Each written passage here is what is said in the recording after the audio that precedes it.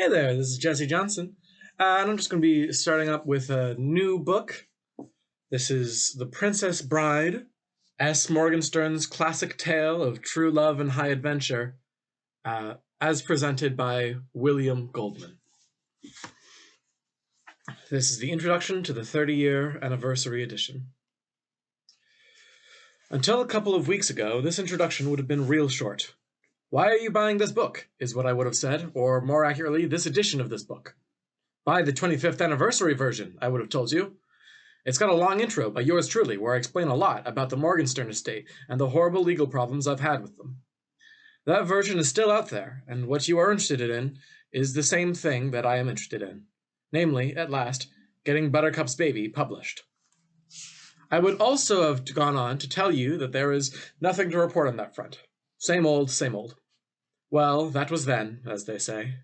Something new has very much happened. Let me tell you how I first heard of the existence of the Morgenstern Museum. Back we go to 1986, Sheffield, England, and we are shooting the movie of The Princess Bride. It was such a happy time for me. At last, Morgenstern coming to life on film.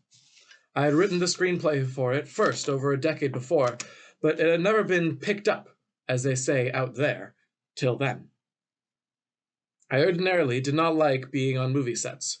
I once wrote that the best day of your life is your first day on a set, and the worst days are all the ones to follow. They are tedious and horrible for several reasons. One, they are tedious and horrible. But you won't believe that, I know. And two, if you are the writer, essentially, your work is done. I make the actors nervous, but more than that, and if I have written this before, skip this part, I have an amazing ability to screw up shots.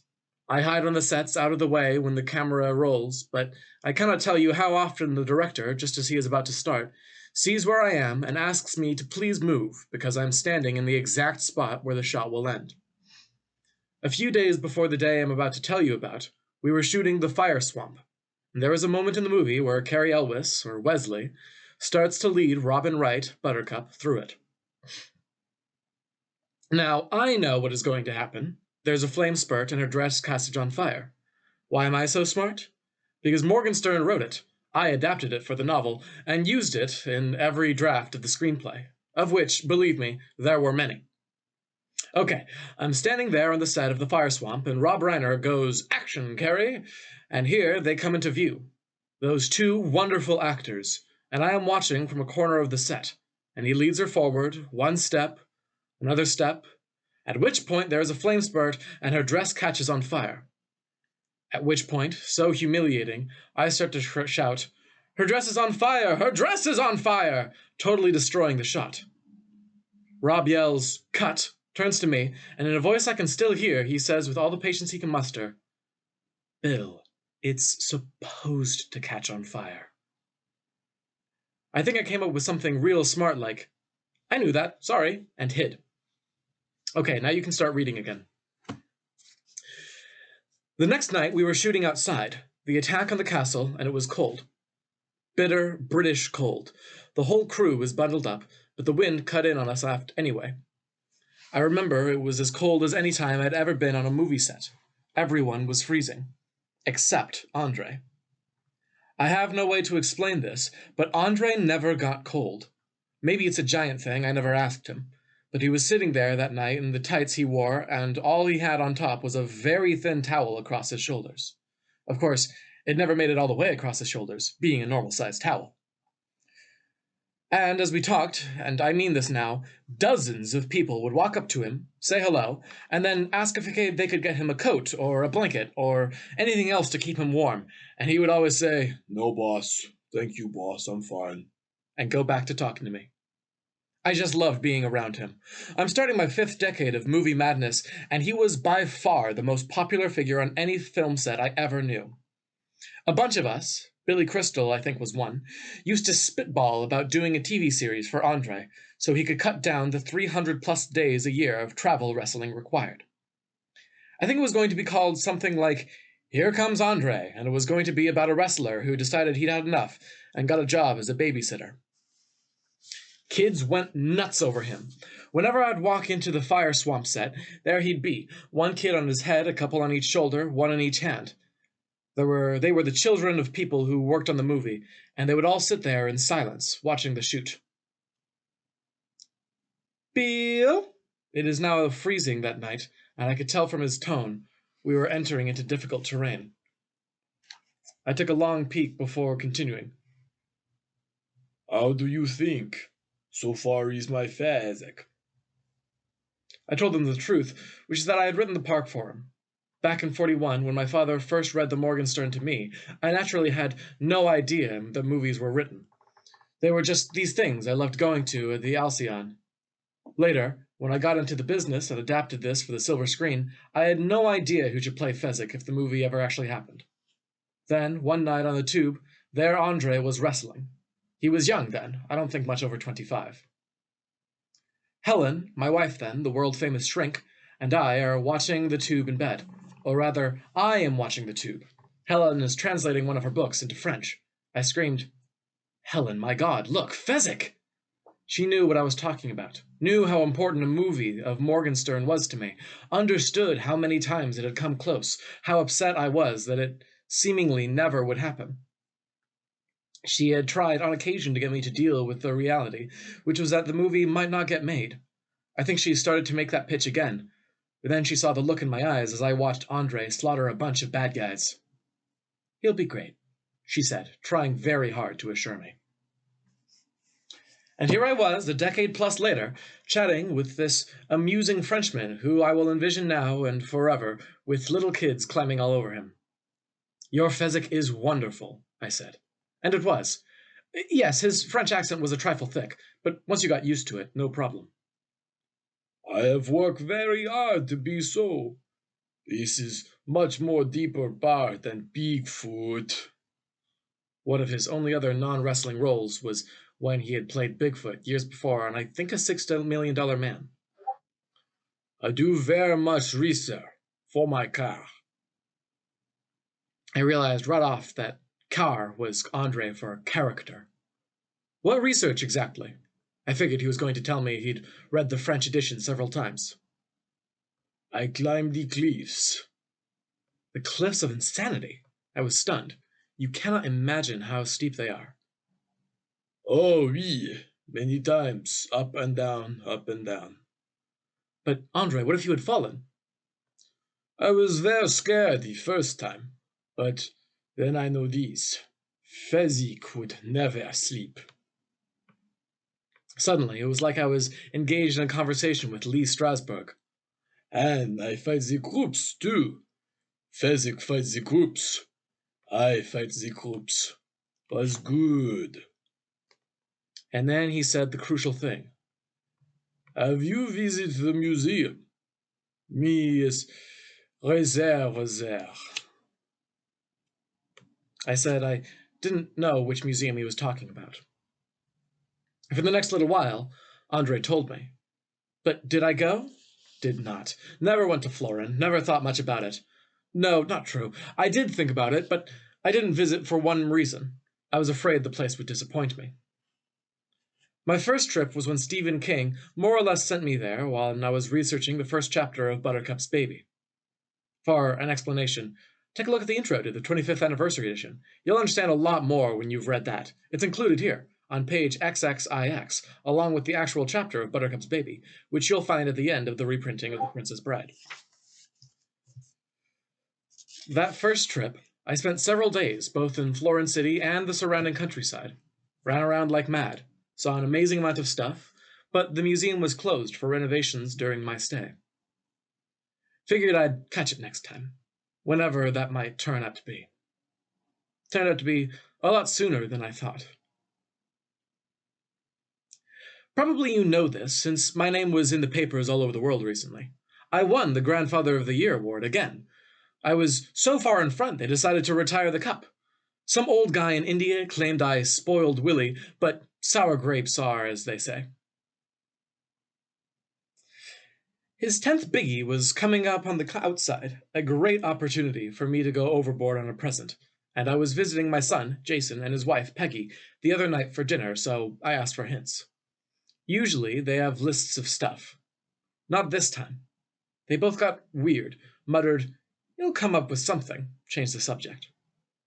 I knocked on the kid's door, asked to come in. He quietly opened the door. Odd, usually he just hollers for me to enter. "Wanted to talk about your birthday," I told him. "Here's what you've got to know. Willie's a great receiver. He gets so excited, even if it's something he picked out himself, when I hand it over. He is so damn great about it. Now, he just said I had been so terrific over the years, whatever I wanted to do was fine." "Don't you have any ideas at all?" I pressed. He didn't, he said. Plus, he had this frantic amount of homework to do, so did I mind? I got up to go, sat back down again, because I realized something. He knew exactly what he wanted, but for some reason was embarrassed to tell me. I waited. Willie sat at his desk in silence. Then he took a breath. Then another, at which point I knew it was coming, so I threw in, "Whatever it is, the answer is you're not going to get it." "Well," my Willie began, the words whizzing out, "10 is a big deal in our family because 10 is what you were when you got sick and your pop read to you, and when my pop was 10, you gave him the book, which is when you realized you had better get to work bridging, and, well, 10 is what I'm going to be, and it's the only time that I'm going to be this one time, and he was so embarrassed to go on, I pointed at my ear and whispered, "Whisper," which is just what he did. I don't want to oversell here, but our first morning in Florence City, that miraculous post-dawn blink with me wide awake, Willie the kid snoring in the next bed, was no question a highlight of my life. Me and my one and only grandchild together on the start of his 10th birthday adventure in Morgenstern's hometown. Can't top that. Willie was wiped out from the trip. Florinaire scored again, so I had to shake him awake before his eyes opened. He blinked, went, "What?" several times, and then joined the human race. "Where are we off to?" he started, and then answered himself. "One Tree Island, right?" I promised him a helicopter ride there so he could see where Fezzik was invaded. Made the incision with the sword, saved Waverly's life. You should have listened to me earlier when I told you to flip to the back and read the chapter of Buttercup's baby. I shook my head. I know. Don't tell me. The room in the castle where Inigo killed the Count." He bounded off the bed, started his fencing moves as he said, "Hello, my name is Inigo Montoya. You killed my father. Prepare to—" He plunged his sword forward. "Die!" He loved doing that. He and his friends have contests to see who does it best, and I love that he loves it. But again, I shook my head. "We're definitely taking the tour, just not today." He gestured for me to continue. "The Morgenstern Museum opens up in a little while. Better get ready." He groaned, climbed back into bed. "Oh, Grandpa, please, do we have to start with the museum? I hate museums. You know I hate museums." "You like the Hall of Fame?" I took him up to Cooperstown last summer. "That's baseball." "I have to go," I said. "Fair is fair. You knew this trip was planned." The truth? I was about to tell him to go back to sleep. There was no real reason I couldn't get the introduction to the museum done alone. But I said nothing. And thank you up there for that. The Morgenstern Museum is just left off Florence Square.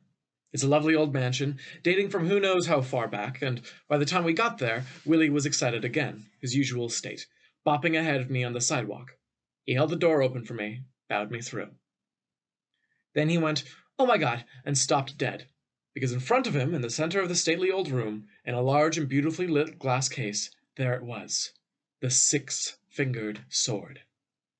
I knew it was there. Andre had told me about it. He had told me in detail that freezing night in Sheffield. But I was still not close to being ready for the impact it had on me. I heard of it for so long, asked my father all those decades ago when I was 10, what made it so special, so magical. What could it have looked like? And now there it was. Inigo's father had died for it. Inigo's whole life had been changed because of it. This magical blade, the greatest work since Excalibur. Willie took my hand, and together we walked toward it. And I know it makes no sense, but right then, as I saw it for the very first time, it seems to be dancing. "Is it moving?" Willie whispered. "It sure looks like it is." I think it's the way they've got it lit, but you're right. There are a bunch of others surrounding the case. Kids, old folks, all kinds. And what was weird was when we looked at it, no one went away. We just kind of went to the next side, looked at the sword from there, then the third, and finally the last. A kid way smaller than Willie whispered in a French accent to a lady I assume was his mother. Allô? Mon nom est Inigo Montoya. Sounds way better in English, Willie whispered, and I realized something. All around the glass cage I could see children miming the sword, mouthing Morgenstern's words, and I'm not sure when the museum put up its various exhibits. But what a thing it would have been if the great man himself could have seen what I was seeing now. The next exhibit that took the kid's head off was a mold of Fezzik's fingers. Andre went on and on about it. He thought his were the biggest, he told me, till he saw the real thing. Willie measured with great care. His thumb is bigger than my whole hand, he announced. I nodded. It was. Then a whole wall lined with Fezzik's clothes, beautifully pressed. Willie just stared up at where the giant's head would have been, shook his own head in wonder. Buttercup's wedding dress was next, but it was hard to get up to because of all the girls who were surrounding it. There was so much to see. An arrow pointed to another room where Count Rugen's life-sucking machine was off by itself. But I was anxious to get to the curator. Stephen King had written him a letter about my arrival. The curator would let me into a place I most needed to get. The Sanctuary, it was called, and it was where Morgenstern's letters and notes were kept. It was not open to the public, scholars only. That was what I was on this day of days. I asked a few questions, was directed to here, there, and then finally, we found the curator. Younger than you might think, obviously bright, and behind his eyes there was a genuine sweetness. He was seated at his desk on the third-floor corner. Book-lined office, no surprise, and as we entered he glanced up and smiled. Probably you want the little boy's room, he began. It's just one door down. Most of my visitors are interested in that. I smiled, said who I was, and that I had come all the way from America to study in the sanctuary for a while. But that's not possible, the curator replied. It is open only for work of scholarship. William Goldman, I said again. Stephen King wrote a letter about my coming. Mr. King is a famous descendant of my country.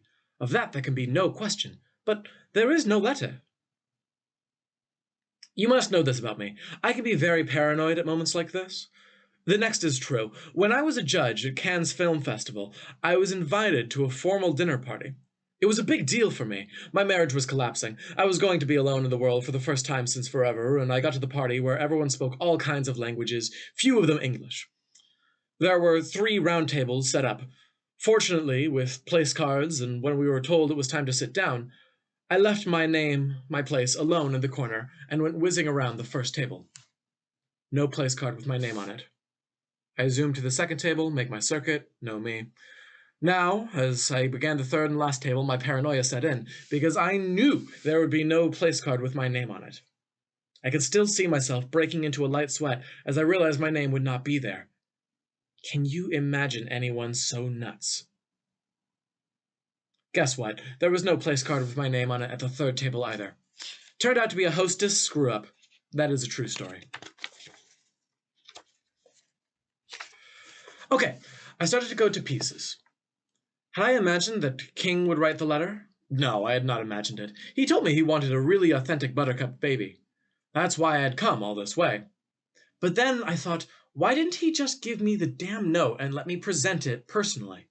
I'm now into madness, thinking that if I did have the damn note from King, and if I had handed it over, the curator would have handed it back and said that he was not an expert on Stephen King's handwriting, so no, I could not be allowed into the sanctuary, thank you very much. I felt so helpless standing there in front of my beloved, I actually started to turn and leave, which is when he said it.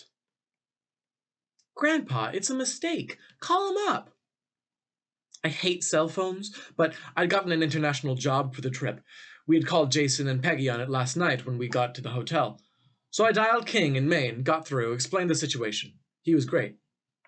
Jesus, Bill, I am so sorry. I should have given you the damn note. Florin has the worst mail service in Europe. It'll probably get there next week. It actually arrived the week after that. Is Voyna working today? Let me speak to him. I think the curator heard his name because he nodded, reached out for the phone. I handed it over, and he got up from his desk, walked to the hallway, paced a little where I could hear him saying, "Of course, Mr. King," and "I'll do anything to help, Mr. King. You may rest assured." Willie glanced up at me during this, circled his thumb and finger, discreetly, I might add, and in a moment, Vanya was back.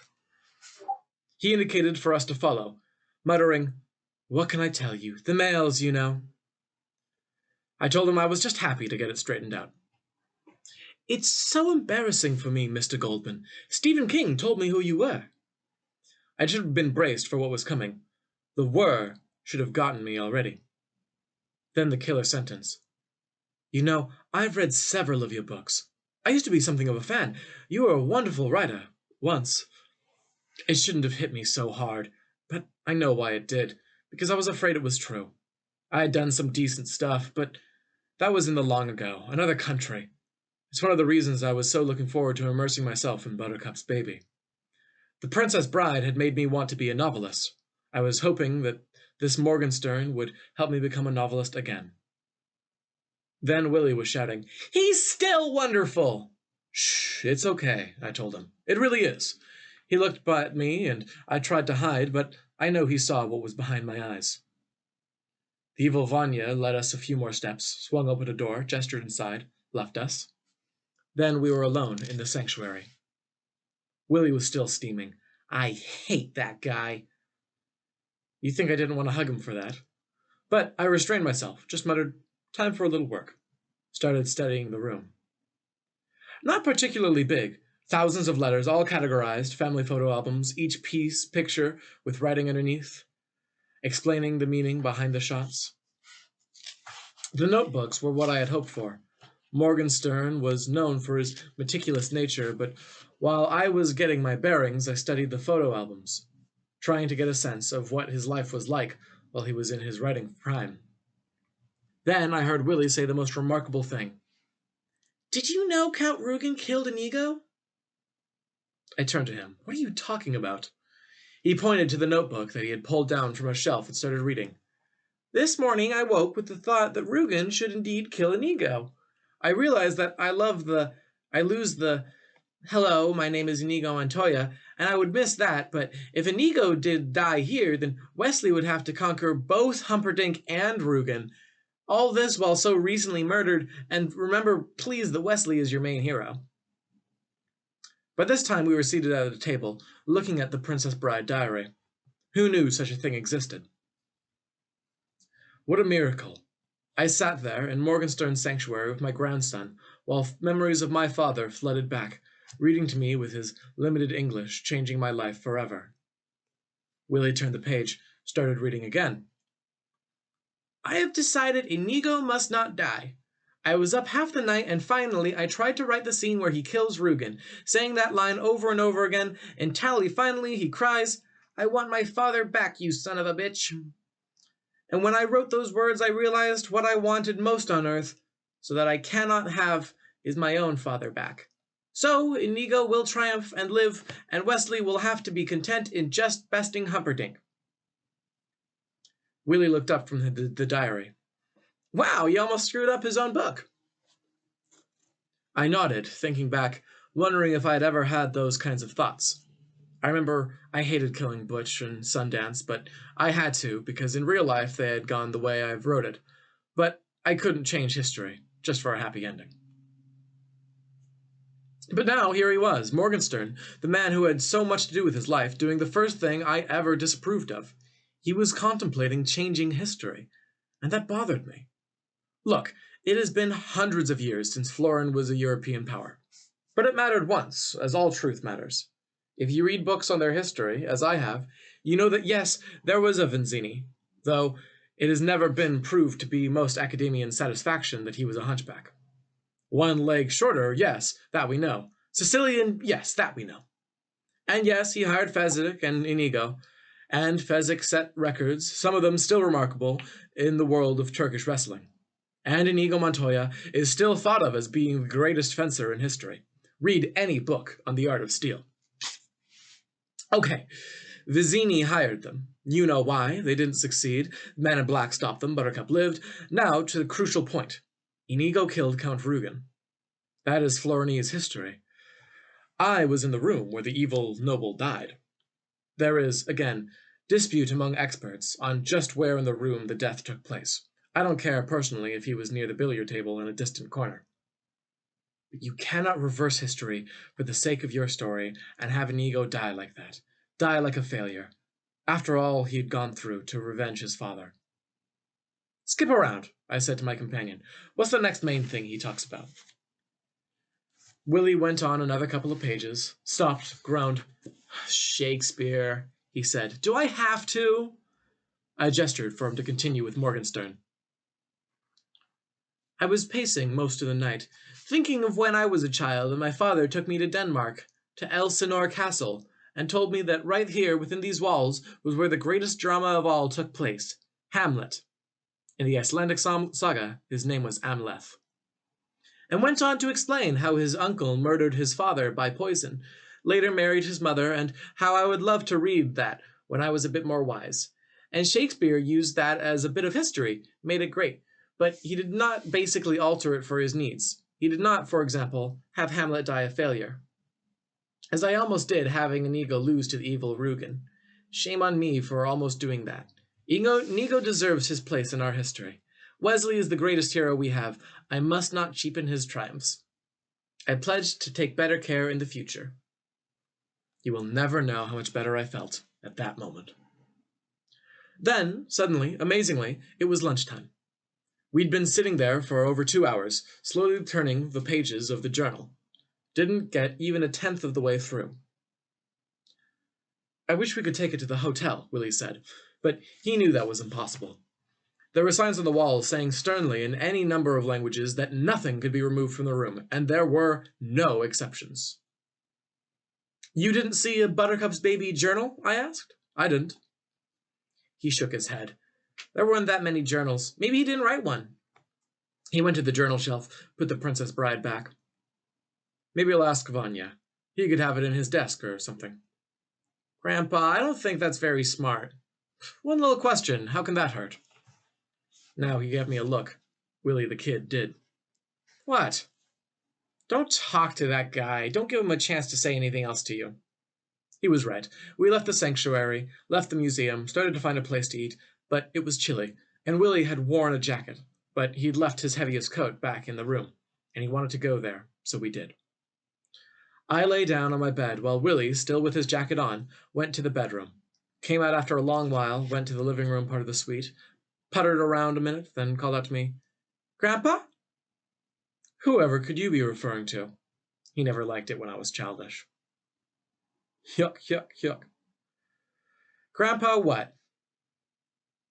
What would you think of a giant bird? Then he was in the doorway. Remember at the end of that chapter in Buttercup's Baby, when Fezzik is falling to his doom holding Waverly? Well, what would you think if a giant bird flew underneath and saved them? A talking bird? Oh, please. Maybe historians aren't sure how Fezzik survived, but I know Morgenstern would never stoop to something that idiotic. I mean, why don't the rocks at the bottom turn out to be rubber so that Fezzik could just bounce around a while and save them that way?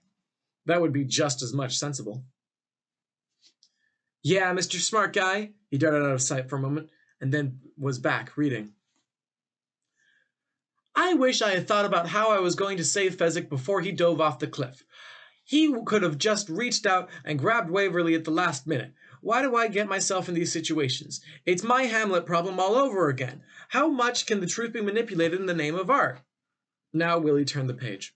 I think my basic problem with Fezzik's rescue is I personally have trouble dealing with the existence of a giant bird, even though I have seen the skeleton, even though the greatest scientists assure me that it did patrol the skies. Still, I feel the legendary rescue smacks of coincidence. Who knows how I will eventually solve the problem?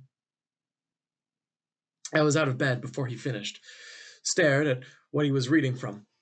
I knew at that moment what he had done, tucked it inside his jacket, and I knew why he had done it, so I could have his gift and not get insulted again. and I knew we would return it in a few hours and no one would know it had been gone.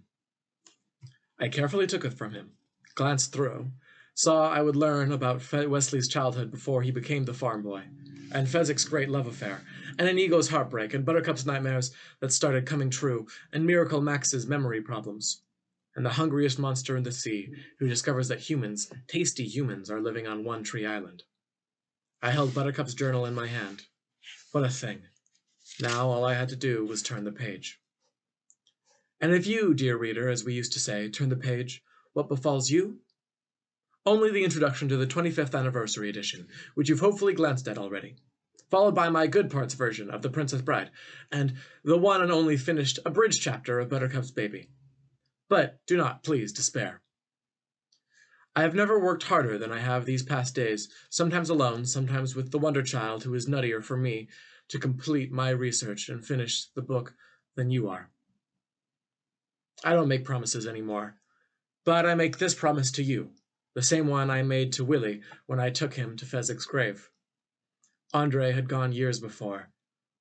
More work on his car, he told me, before the 50th anniversary edition comes into existence. Buttercup's Baby will be yours. Hoping in advance that you like it. And if you don't tell me. Okay, that was a bit of a funny stop before we start the book, but I happen to really like the introductions to the anniversary editions. So up next we'll do the 25th anniversary edition, and then the time after that we'll get started on the book properly. Thank you very much. I'll see you then.